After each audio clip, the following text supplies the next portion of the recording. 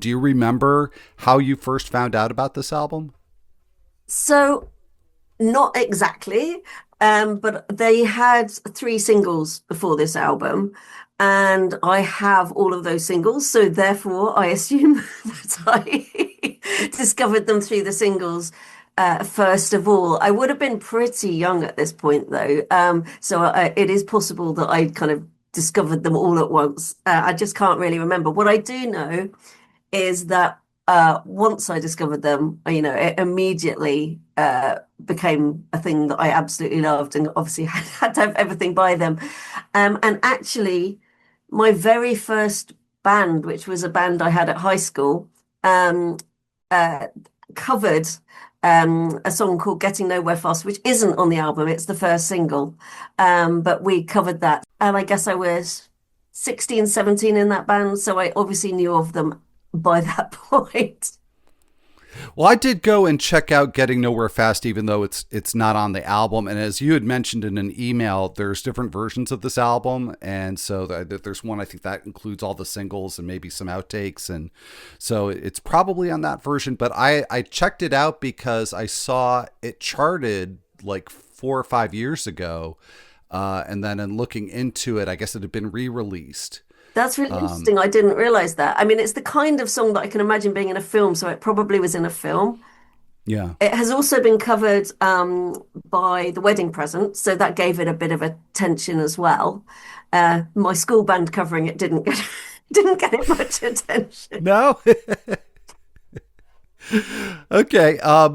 So what, thinking back to those high school days then, what was it about Girls at Our Best that really, caught your ear and made them a band that you really got into? So I think at that time there was a lot I was listening to that didn't have females in it, and so having a female singer was a major plus. I was listening to a lot of punk music, but not really punk music, and this is kind of punk but not, it's not it is actually angry punk, but its angriness is hidden underneath apparent kind of joyousness and silliness, really. It's only when you kind of dig down you realize that it's reasonably angry. And it's just kind of full of life. And I guess it was similar to other things I liked around that time. So it came out around the same time as Dolly Mixture, who are also another, big influence and a band I really love. And I thought of choosing them. Actually, that was another option for me, but their album is a double album. I thought that might be more than you could cope with. Appreciate it. Um, but yeah, so there was, I guess at that age as well, you're hungrily eating up all sorts of things. So I was listening to absolutely tons of stuff.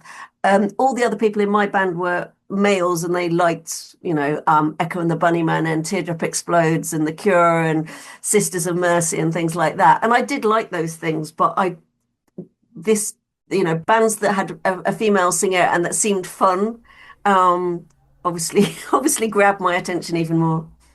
Yeah.